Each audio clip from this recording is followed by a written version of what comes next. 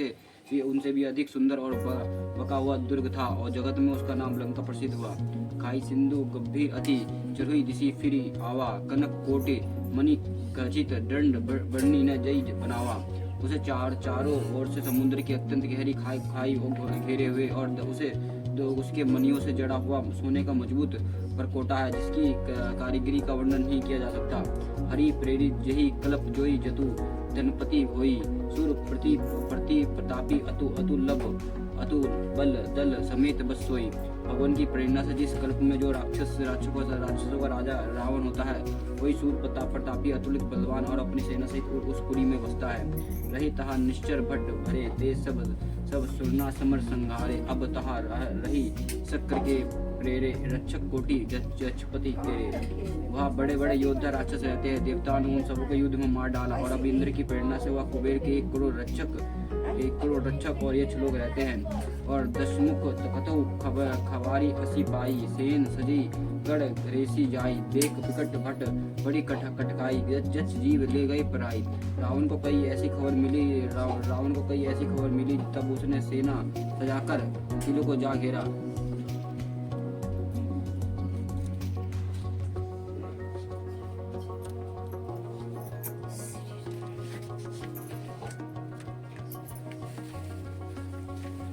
उससे बड़ा विकट योद्धा और उसकी बड़ी सेना को देखकर यक्ष अपने प्राण लेकर भाग गए। फिर सबर नगर दशानन देखा, गए सोच सुख भयु विशेषा, सुंदर सहज अगम अनुमानी, किन्हीं तह रावण राजधानी।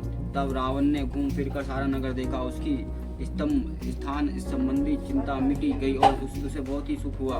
उस पुरी के स्वाभाविक ही सुंदर और बाहरवा लोगों को लिए दुर्गम अनुमान और करके रावण ने अपनी राजधानी कायम की। जही जस जोग बटी ग्रह दिन है, सुखी सकल रज निचिर कीने, एक बार कुबेर पर धावा, उस पुष्पक जन जा जीती ले आवा। योग्यता के अनुसार घरों को बांटकर रावण ने यह अपनी सब राक्षसों को सूखी किया, और एक बार वह कुबेर पर चढ़ दौड़ा और उसे पुष्पक विमान को जीत कर ले आया।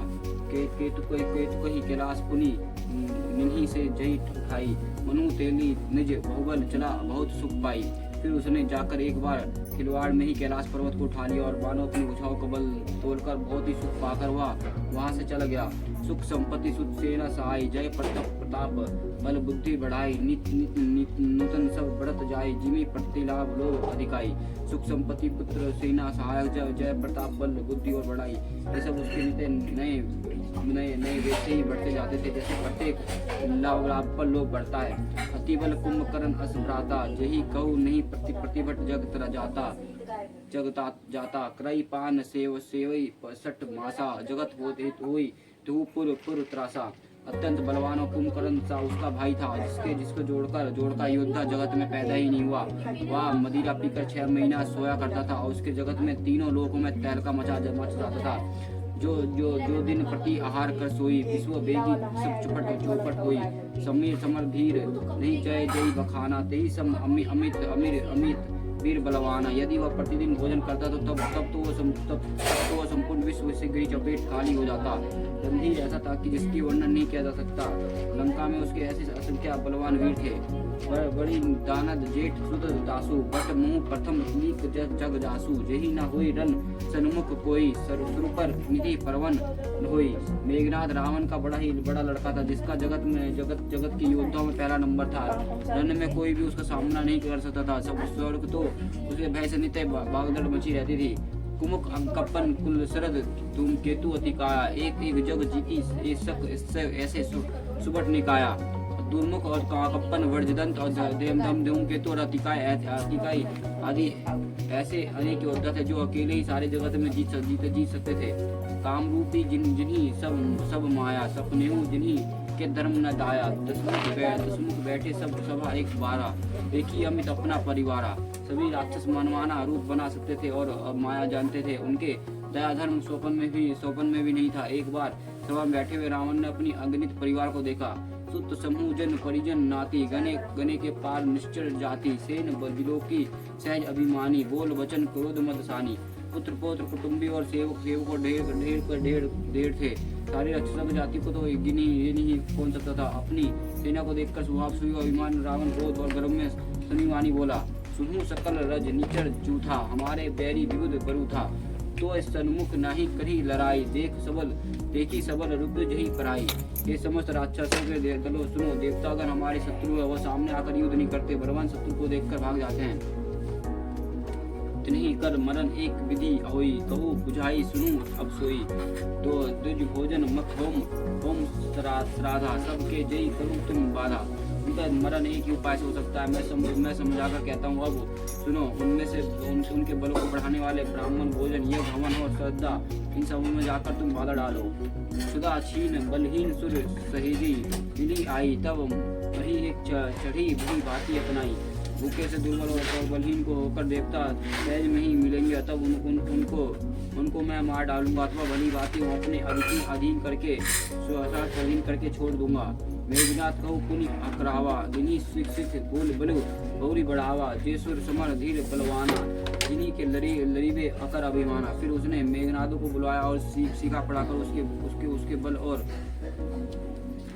देवताओं को प्रीति भैरवों का उत्तेजन दिया। और फिर कहा, हे पुत्र, जो देवता रण में धीरे है और बलवान है, जिन्हें लड़ने का अभिमान है, तिन्ही क्या जीती रण अनिशु बाधी, उठी अनुशासन तादी। एक यही विधि सभी आज्ञा दीनी, अपन चले उदा पर कर लेनी। उन्हें योद्धा को जीत कर ये बात मान लेना, और बार बैठने पीट कर पिता की आज्ञा बेटे ने उठाकर पिता की आज्ञा को सोल धरा किया, और इस तरह उसने सबकी आज्ञा दी और आप भी हाथ गदा लेकर चल दिया।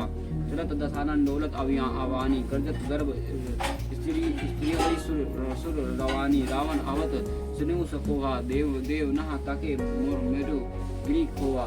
रावण के चलने से पृथ्वी डुबाने लगी, उसकी गर्जना से देवर मनियों के गर्भ गिरने लगे। रावण के क्रोध सहित आते ही सुनकर देवताओं ने सुमेरु पर्वत की गुफा ताकी और भागकर सुमेरु गुफा में आश्रय दिया। दिग्पन्ना के लोक सुहाए, सुने सुकेल सकल दसनन पाए। पुनि गणन करी भारी, देवतना के करी प्रचारी।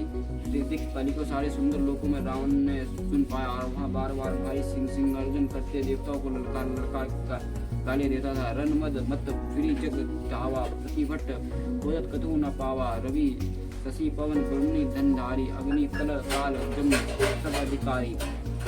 रावण के मध्य में मतवाला होकर वह अपनी घोड़ी के लिए दौड़कर खोजता और वह जगत भर में दौड़ता फिरता फिर परंतु से ऐसा अवसर नहीं मिला। सूर्य, चंद्रमा, वायु, वरुण, कुबेर, अग्नि, काल और यम आदि सब अधिकारी, किन्नर, सिद्ध, मनुज, सर, सुर, नागा, अठी, सभी के पति